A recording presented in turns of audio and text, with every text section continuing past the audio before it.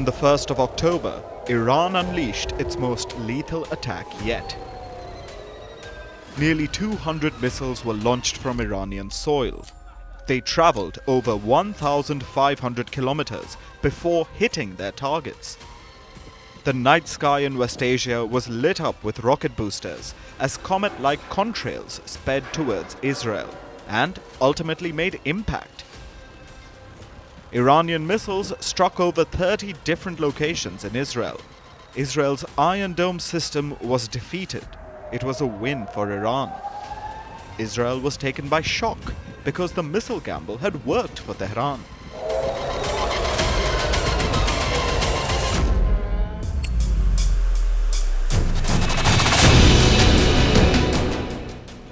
The Iranian missile attack was in retaliation to Israel's actions. Israel bombed its northern neighbor, Lebanon.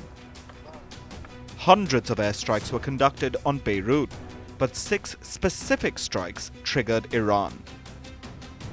On the 27th of September, Israeli F-15 jets bombed a building in Lebanon's Shahed. The target was Iran's trusted friend and Hezbollah chief Hassan Nasrallah. Israel had the coordinates of Nasrallah's whereabouts. He was meeting Iranian generals in an underground bunker in one of the buildings in Beirut's suburbs. Israeli F-15s used a special bomb to neutralize the target.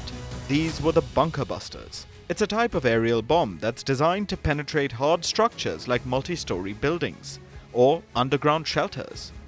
These bombs have an extra motor which gives them the added speed needed to better penetrate a hardened compound. It was the airstrike on the Hezbollah chief that infuriated Iran, as the Islamic Republic promised to avenge Nasrallah's killing.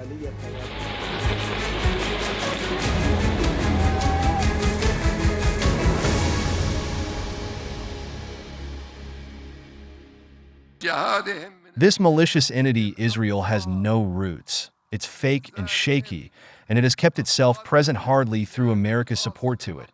And God willing, it will not survive. Tehran's revenge was coming, and it all unfolded on the 1st of October. As Iranian missiles struck Israel, the points of impact were the most important.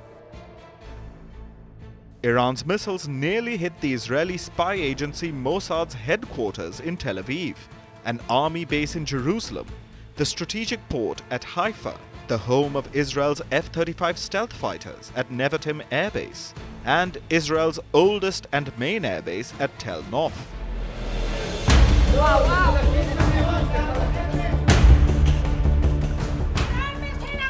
Iran was aiming to inflict damage at Israel's most lethal combat capabilities, particularly Mossad and the F-35 jets.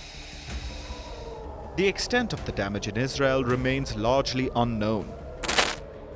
Both sides have claimed victories. However, the balance tips more towards the Iranian side, as Tehran managed to breach Israel's Iron Dome air defense systems. Israel says that it will retaliate against Iran and take out its oil and nuclear facilities. The Iranians did not even scratch the capabilities of the Air Force. No squadron has been damaged, no plane has been damaged, there is no runway that doesn't allow takeoff, and there is no damage to our continuity. Whoever thinks that by trying to harm Israel they will deter us from reacting, they only need to look at what is happening in Gaza and Beirut. However, Iran says that it's ready to climb the escalation matrix and has threatened Israel with a bigger attack if it retaliates. If the Zionist regime that has gone crazy is not controlled by America and Europe and wants to continue these crimes, or wants to do anything against our sovereignty and territorial integrity, tonight's operation will be repeated several times stronger and all their infrastructure will be targeted. So, what are the most lethal weapons that Iran possesses?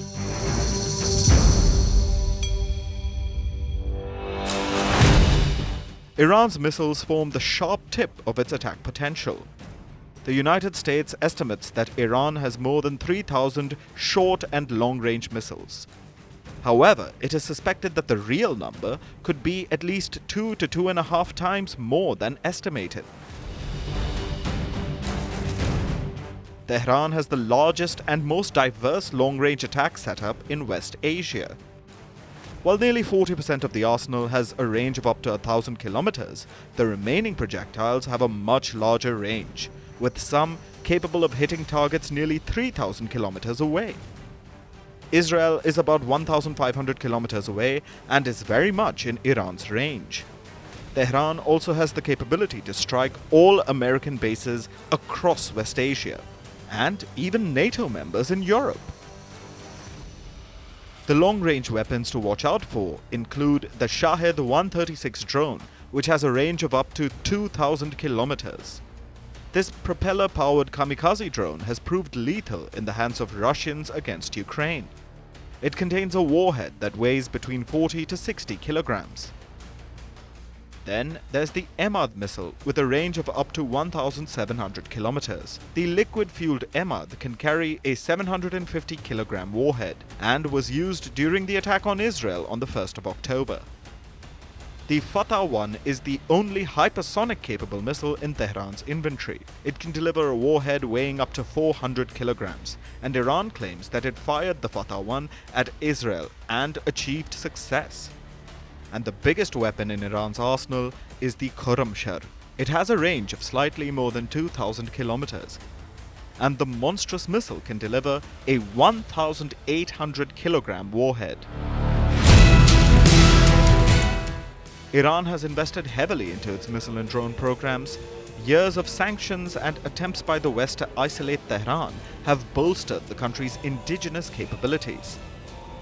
On the contrary, Israel relies solely on the West, particularly the United States, not just for its attack weaponry, but even its defensive capabilities.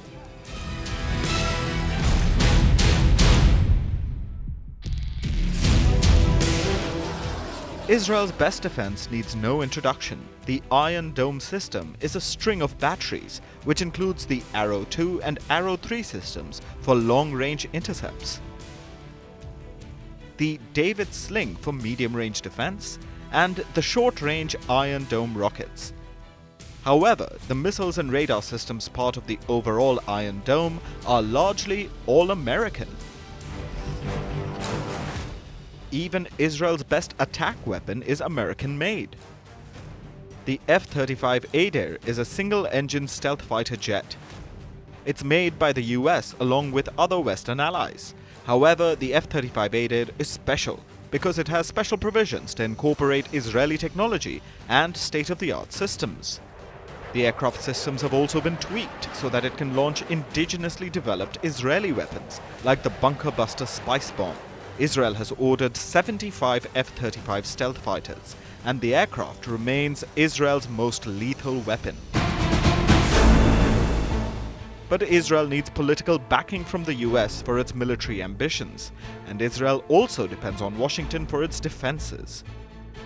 US Navy warships have actively defended Israel every time it was attacked. This includes the Iranian missile barrage on the 1st of October and the earlier one in April. American troops are always on alert in the region, and President Joe Biden's administration has vowed to protect Israel. We condemn these reckless attacks by Iran, and we call on Iran to halt any further attacks, including from its proxy forces. During the attack, the U.S. military coordinated closely with the Israeli Defense Forces to help defend Israel. U.S. Navy destroyers deployed to the Middle East region supported the defense of Israel by firing approximately a dozen interceptors against the incoming Iranian missiles. We fully support Israel's right to defend itself. You just saw a very significant ballistic missile attack by Iran against Israel. And so, we'll continue to work alongside them to support their defense. Israel and Iran have marked each other's targets. Tensions in West Asia are at an all-time high. Despite calls for de-escalation, Israel and Iran have their fingers on the trigger, ready to deliver the next blow.